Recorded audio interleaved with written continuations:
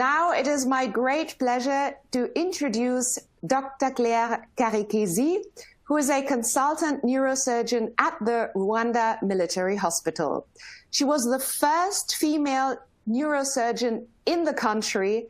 Her areas of interest include brain tumor surgery, neuro-oncology, and skull-based surgery, with a particular interest in endoscopic endonasal surgery. Dr. Karekezi is a WFNS Women in Neurosurgery Committee Executive Board Officer, and we are extremely happy to have her with us. Dr. Karekezi, the floor is yours. Thank you. Thank you so much, Leica, for having me. So my name is Claire Karekezi. I'm a neurosurgeon practicing in Rwanda. I'm based at the Rwanda Military Hospital. So it's an honor and a pleasure joining this Leica symposium. And today I'll be taking you through the initiation of our neurosurgical unit at the military hospital. So stay tuned. I'll be a little bit talking about the background of neurosurgery, in particularly in low and middle income countries. In Africa in general, I'll touch a little bit about neurosurgery in Rwanda, and I'll talk about my journey towards neurosurgery, my training, how I came back here, and how I initiated this department at the military hospital. So we will start with the background of neurosurgery in low and middle income, high income countries. Neurosurgery is the specialty that contrasts a little bit with what happens in most middle and low income countries. So for a long time, in these countries, neurosurgery was not considered as a priority, and most people saw it as a luxury care. And actually, a lot of people had to travel abroad to pay a lot of money just to get some basic neurosurgical care. And for our pioneers or the seniors who started neurosurgery in the years 80s and 90s, because our specialty is a little bit complex, they had many challenges, and initial results were poor. So this again showed that maybe this care needs to be done in high-income countries. But with the development of this in these countries, we saw that actually we can do it better, and things have changed over years. In 2018, a paper came out that was written by the one and all, and they showed this clear deficit in low and middle income countries, and especially Sub-Saharan Africa, where the deficit was clear. So all these red or orange countries have a severe deficit of neurosurgeons, and they concluded that by the year 2030, about 23,000 neurosurgeons were needed to be able to meet the ratio given by the WHO, which is 1 neurosurgeon per 100,000 people. But we are still a little bit far, but we have made some clear development. So what happened in Africa? Africa, the same. Early 80s and 90s, nothing was really known. Professor El Khamlichi from Rabat, Morocco, was among the first to report the status of neurosurgery on the African continent.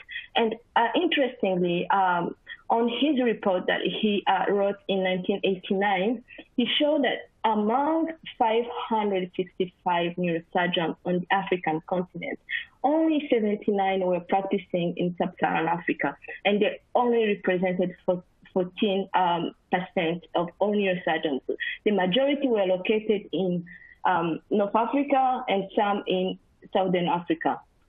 So this was a big challenge, and that's how he initiated with the WFNS, the World Federation of Neurosurgical Societies. They initiated the Rabat Reference Center, which allowed other neurosurgeons coming from Sub-Saharan Africa to go and train, and several neurosurgeons, including myself, went back to their own countries, and they have started and they initiated the training in their own countries. So currently, we count about 21 Sub-Saharan African countries which have at least a training in neurosurgery. And you can see that quite interesting. We are from 79 to 369. Even if there's still a lot to do, but numbers have increased of African neurosurgeons. So we made good strides. So how is neurosurgery in Rwanda?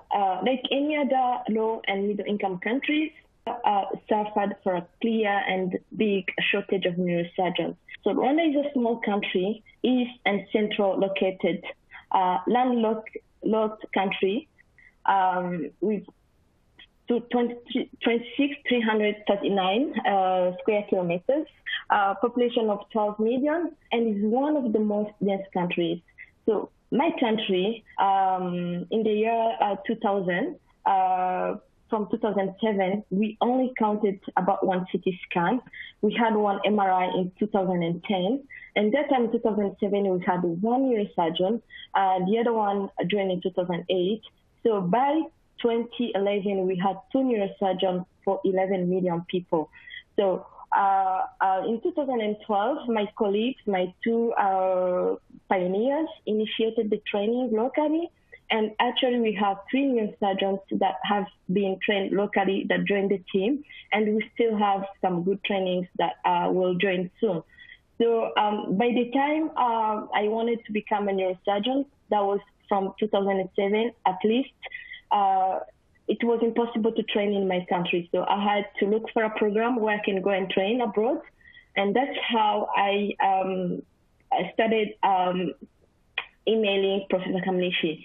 So from my rotation abroad in Sweden and UK, I had heard that the World Federation of Neurosurgical Societies had accredited their batch center to train at African countries, and that was led by Professor Kamnishi, who I emailed several times. So in 2011, I started my training and trained from 2011 to 2016. And these are my other colleagues from several African countries, Benin, Togo, Uganda, DRC, Congo-Brazzaville. So he made a good impact on Sub-Saharan African countries in terms of neurosurgical training. So what happened in Morocco? I think my basic neurosurgical training, I really got it from Morocco. Morocco is a country that is in between Europe, but also belongs to Africa. So some public hospitals, the conditions are not very different from what you find in our own countries. They also have poor people, but they have also advanced care, and they have established their neurosurgical training, which made it a good place for me to train. Of course, I had to learn some Arabic, which was a good and interesting experience. And then I had to learn how to use available resources, Barhols, Jigsaw, to be able to use anatomic landmarks, good planning, studying, but also the calls and the night shifts sometimes were really crazy. So what I gained in Morocco was really adaptability, planning skills, and knowledge. And I think these opened several doors for me. So from Morocco, I got a lot of opportunities. I met a lot of mentors from overseas, from US and so. And I got several opportunities to go and train in the US a few months. And then I later joined my fellowship for 1 year in Toronto. So I did my fellowship from 2017 and 2018. And my fellowship was more based on neuro-oncology and skull-based, and I met these incredible mentors who also prepared me to into this part of our specialty. So Canada also taught me good things, like having dedicated operating ORs with adequate instruments, what's really needed to practice neurosurgery. I learned several procedures that were not done or were not well developed where I trained. like our surgery, advanced endoscopic and the laser approach, having constantly navigation tools, a microscope, clean OR, working in a good team. So it was a plus to my basic training in Morocco. And when I finished, I felt like I really finished my training in 2018. I came back to my country, Rwanda, and that's when I initiated the Department of Neurosurgery at the Rwanda Military Hospital. So remember, when I left in 2011, there were only 2 neurosurgeons for 11 million people, but currently we are 6 neurosurgeons. 3 are trained locally, and the other 2 are seniors. We serve 12 million population. We are all located in the capital city, Kigali. We work in 3 hospitals. I started alone at the military hospital, which covers the whole eastern part of the country, and we receive about 2 to 4 million people coming to us. So you can see that we're still far to reach at least the 1/100,000 ratio recommended by the WHO, but we are working on that. Currently, we have more than 7 CT scans over the whole country. We have 3 MRIs, and we are 6 neurosurgeons, as I said. So my beginnings at the military hospital were a little bit challenging. I started alone, but now I was joined by a colleague who started with me in 2020. I started with no resident because we have very few residents, and I was almost covering everything. I was the resident, the consultant, and doing everything. I had a small critical care team, and that's important for neurosurgery. We had very few ICU beds. I had no dedicated OR, so I had to share with the other surgical specialties. And actually, we have 2 days of elective, but we do emergencies every day. So we are located in the surgical ward. So far, we have no dedicated beds for neurosurgery since we started really having many patients. So I really started basic.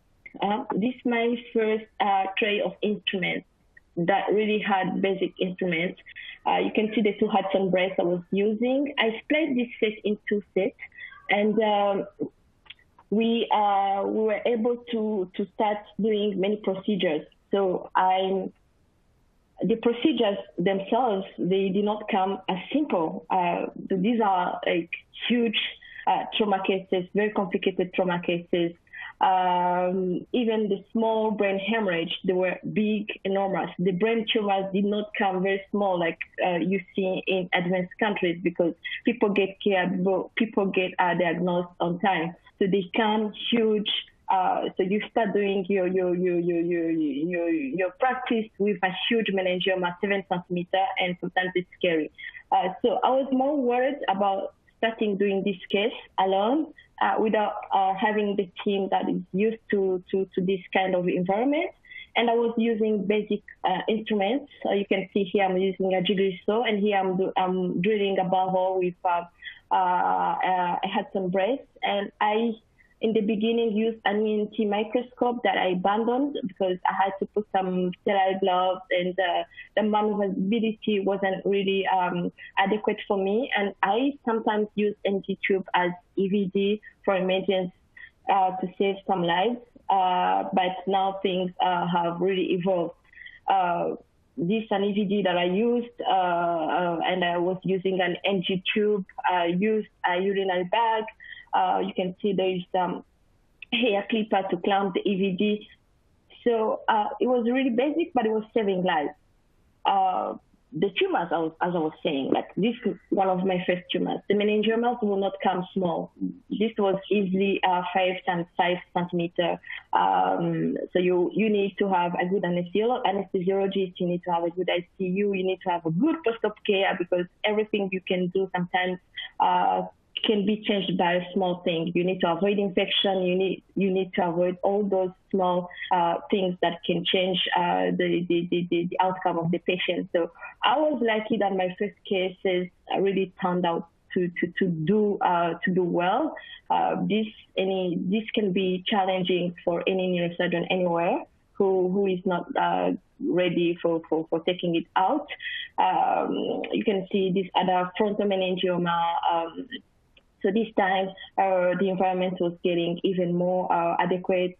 So having towers and everything was clean. You can see that the surgical field is clean. The meningioma was removed completely. And this patient is now 2 years free from his disease. And I'm really happy that I did these first cases. This is another challenging case.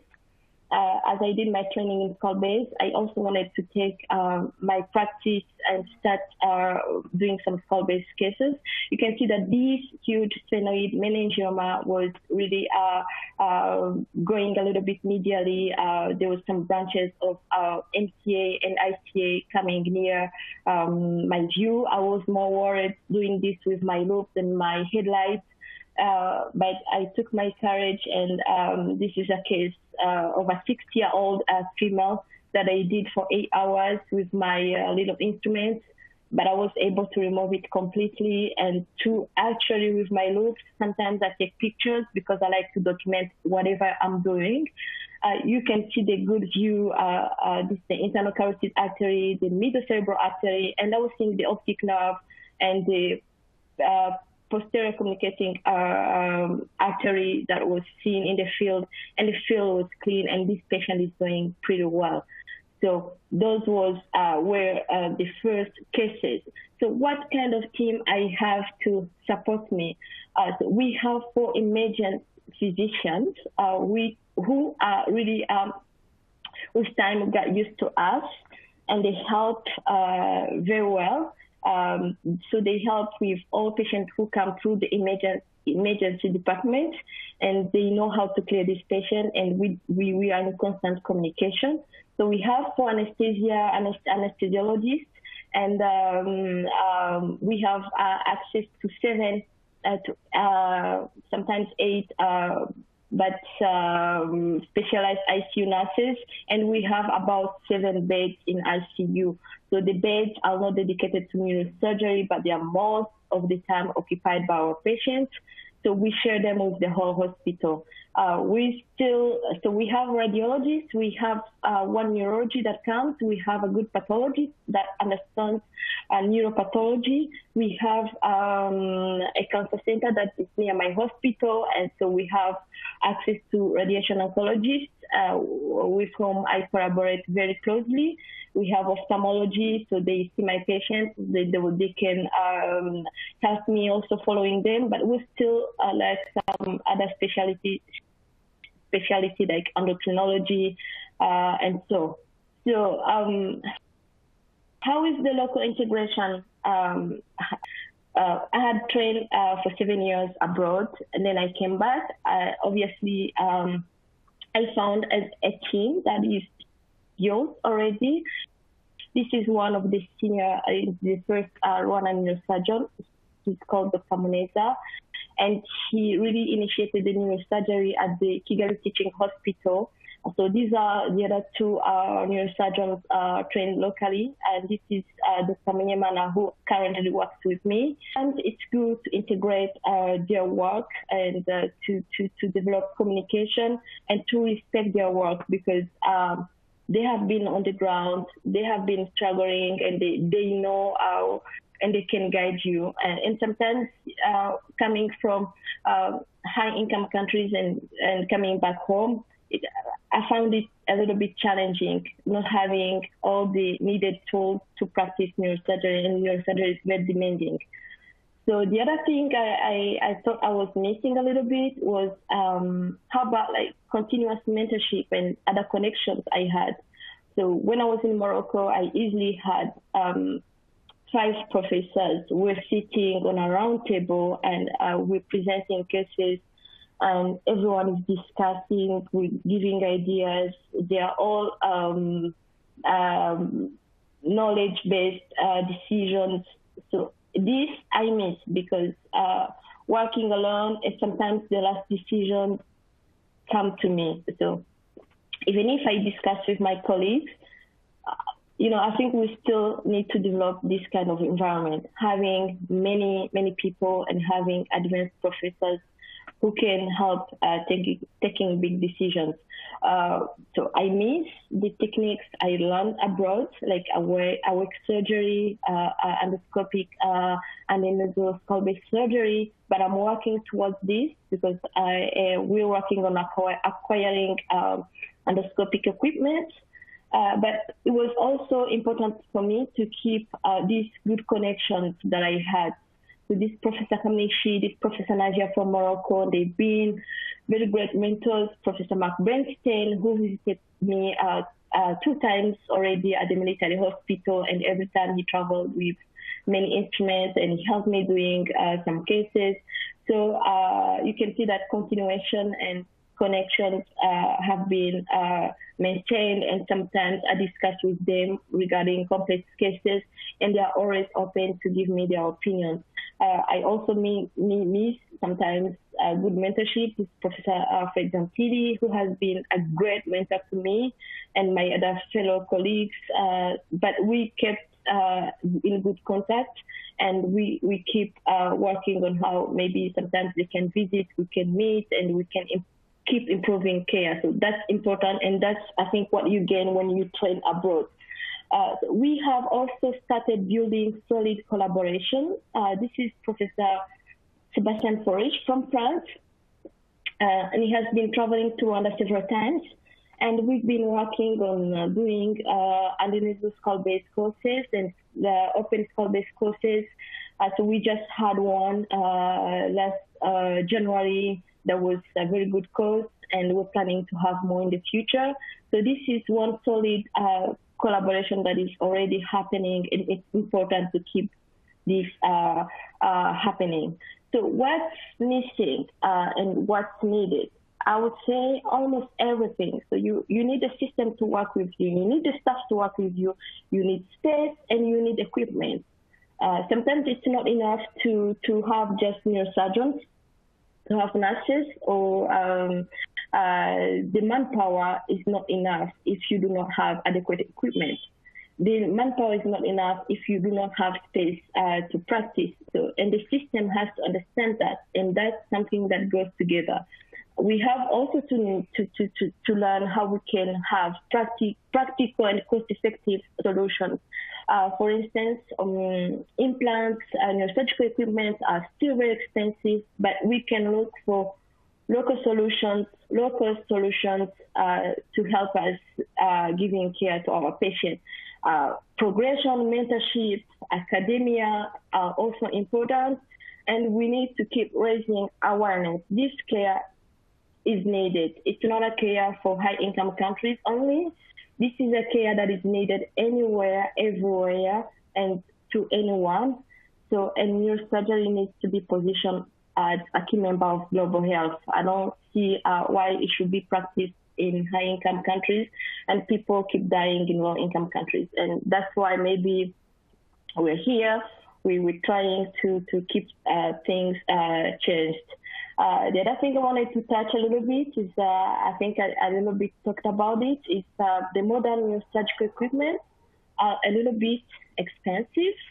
For instance, if you need to have a full OR that will help you having a safe surgery, maybe I will not put navigation on the first line, but the surgical microscope is very important. I will not put the 350K at the first line, but we have to know that there are affordable solutions, and we have to put some priority. Maybe if you acquire the microscope, you can use the ultrasound, and later with money, you can have a navigation system. But all these, if people develop them, it's because they offer security, they offer stability, and they offer continuous training for the residents. If you look at this very great Leica image, you can see the little details, and there's no how you cannot offer security to these patients. So that's what I'm talking about. The microscope, for me, it's an important tool for a neurosurgeon because it gives them the ability to perform better surgeries. It gives safety to their patients. And it allows them to take more difficult cases, because the skull-based cases I'm still afraid to do in my conditions. But I believe if I have a microscope, but the microscope is not enough, you also need a good team to help you. But if you have the adequate equipment, then everything also comes together.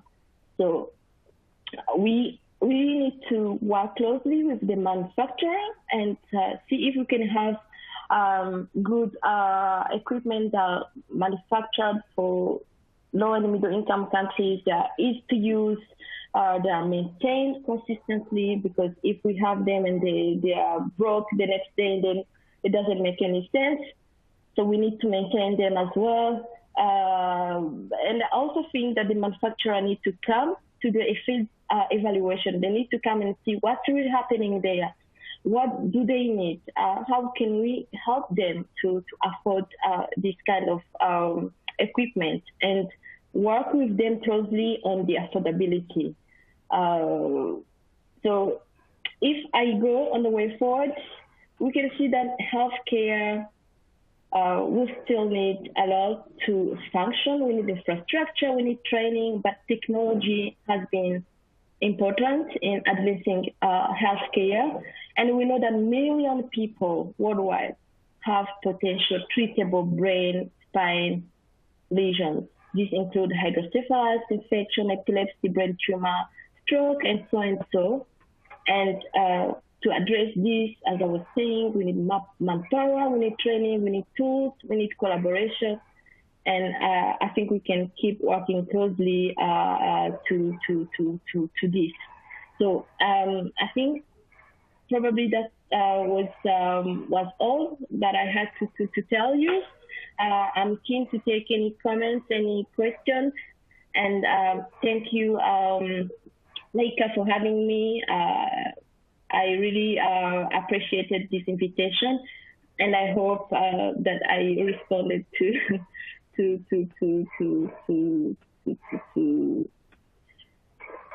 the question how to initiate the neurosurgical unit in low settings, the tools you need, the team you need, and how you need to develop it.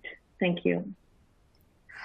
Thank you so much, Dr. Claire Karekezi, for this fantastic presentation and giving us these incredible insights into your daily work.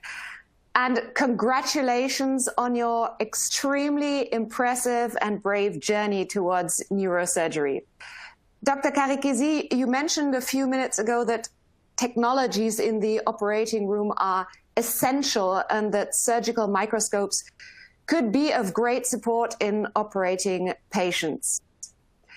So please allow me to answer some questions we received from the audience to show the Leica Microsurgical microscopes and visualization platforms.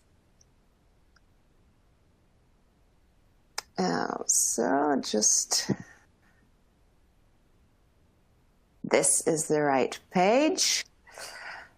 So if we take a look at the screen from the left to the right, and of course, depending on your available budget, your activity volume and complexity, and depending on if you teach, Leica offers different options. You can choose from the M320, the M525, the ProVido, or the M530 OHX microscope. But also go for the full augmented reality platform with the Arveo. As of today, Leica offers the largest portfolio of microscopes among the manufacturers, and therefore can offer you an adapted solution to fit your budget and your needs. Leica can also offer a completely customized configuration thanks to its microscope's modularity and even upgradability in the future if your needs evolve.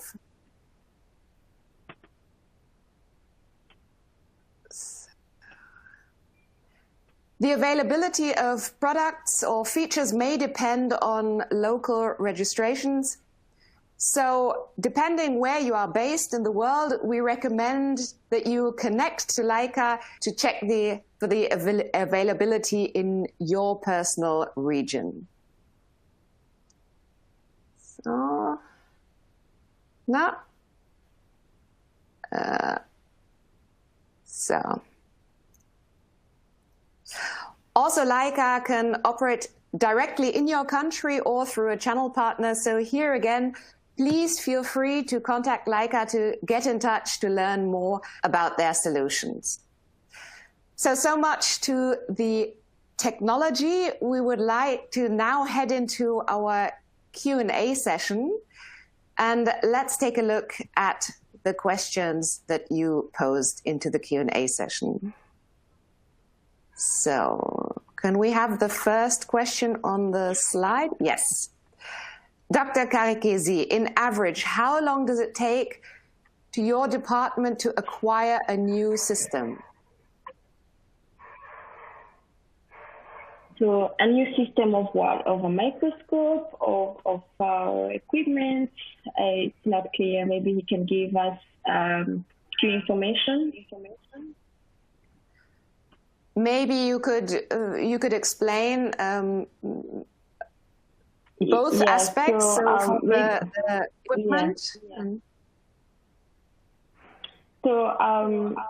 I think in low and middle income countries, the system is a little bit slow, and that's one thing you have to know, because everything will go through tenders and what, and it takes a little bit of time. So you have to be patient. Like when I started, I had one basic set that I had to split into two, because I knew that purchasing a second set or purchasing everything at the same time was going to take time. But the last year we made a big budget, and I had to learn instruments myself. I had to, because they said you are the expert, you're the one who knows what you need to function. So tell us what you need to function. But when you go to school, that's something you don't learn. So that's also one good advice I would give to young people who go and practice in their own countries. You will have to learn these things. You have to know, for instance, you want to know the microscope from Leica, not all the options. How do those options, do they differ? What do you need according to your environment? You want to buy set, know the availability and the options you have and how you can acquire them. And I had to learn the names of all the instruments. A set, a cornea set, what does it contain? A stent set, what does it contain? So from there, I was able to make a list of all equipment for a neurosurgical department. And that's something I did not learn. That's something I learned myself when I started the department. And it takes time, for instance, for the whole system to understand that, and then to go to the purchase stage. So now we're at the purchasing stage, and I'm really happy that I got to know these all little details, because it's not just going to school. I also found myself in, I would say, a leadership position, because they'll ask you, so what equipment do you need? How do you name them? So you have to learn those small details. So it was interesting as well. Thank you very much. Then let us take a look at the next question from our audience. It should appear on the screen as well. So could we have the next question? Yes, thank you. Thank you for being so inspiring, and congratulations on your journey. Yes, I couldn't agree more. How industrial partners can support neurosurgery community in Africa concretely? That's a very good question. So one thing, I think I talked about it in my slides. I think you have to come on the ground, because sometimes you do not have an idea of how these neurosurgeons are, struggling. These companies do not have local representatives based in the countries. So they have regional representatives. Sometimes we do not even know that they exist. So there is working on communication, identify who is the neurosurgeon in Rwanda, who is the neurosurgeon in Uganda, who are they, how can we work with them? Once you know the best way to communicate with them, I think a field evaluation is very important. You have to come, put yourself in their shoes, because you may present to them, for instance, expensive options that they may not be able to afford, or you may have affordable options that they do not even know that you have. So if you come, you see them, you discuss with them, they know about your product, they know how do they differ, what are the options we have, affordability, and so and so. You get to collaborate more, and you get to build a strong collaboration. So I think that's one thing, really coming to the ground, having contact with these neurosurgeons, knowing their difficulties and knowing the system, because each country differs from the other one, and know that how is the system in Rwanda, how is the center system, how long is it going to take, how can we approach them, how can we come in the market.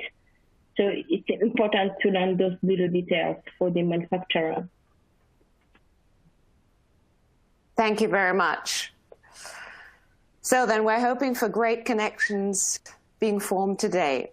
Next up, our audience would like to know, would you recommend to systematically study abroad for students living in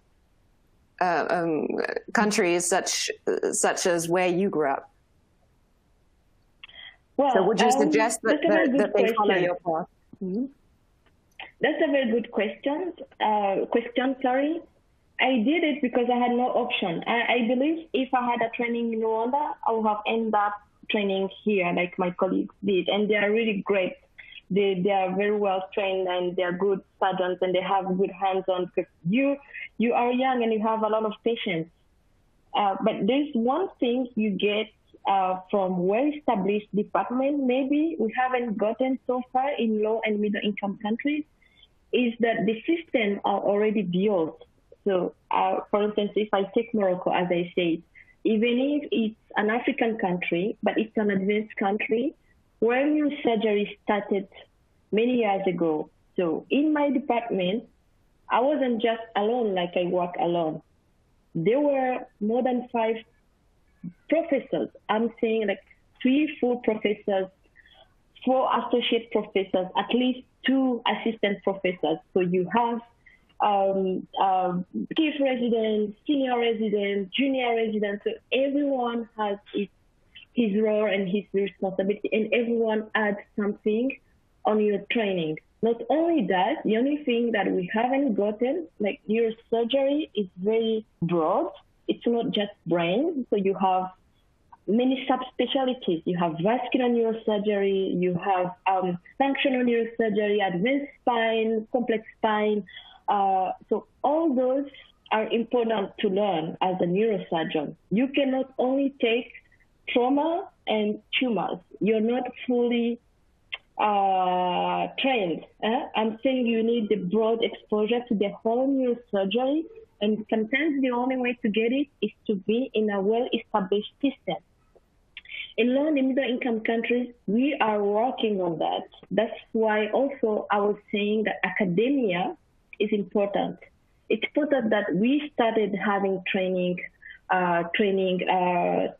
centers or training programs, but teaching is important, but also having available subspecialty is important as well, because we will still send maybe ruptured aneurysm abroad because we do not have angiogram. Angiogram is a gold standard for diagnosing an aneurysm, for instance.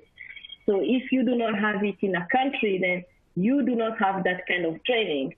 If you cannot do complex spine, you do not have that training. If you do not have a gamma knife, if you do not have, or if you do not do DBS, deep brain stimulation, then you haven't touched the functional neurosurgery, which is another subspecialty of neurosurgery that you need to learn. But we are learning the basics. We are helping our people. But I think in the coming years, we need to go abroad. We need to pass that stage and develop subspecialties as well. So I would say it's not necessary to study abroad. You can study in your country, but make sure sometimes you get a broad exposure. You can get short training. You can visit. Short rotations are important to see what's done abroad, how other departments are organized. It's very important to learn that.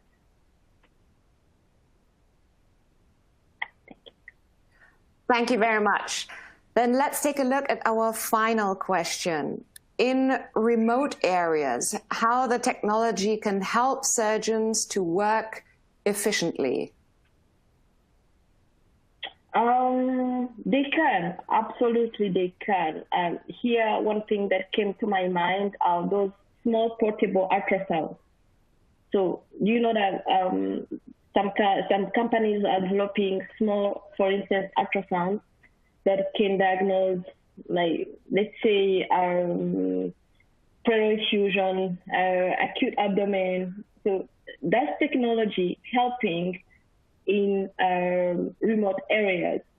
Neurosurgery in remote areas will still be a little bit complex because, for me, you cannot practice neurosurgery without having access, for instance, to a basic CT scan. That's mandatory because you will not know what you're doing. Even if you suspect a brain hemorrhage, you cannot just go blindly and open without knowing what you're doing. So at least having basic a CT scan, for instance, my hospital has a CT scan.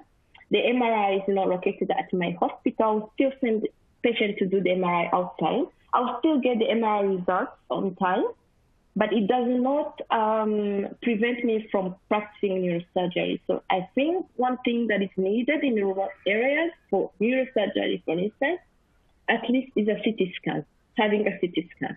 Yeah.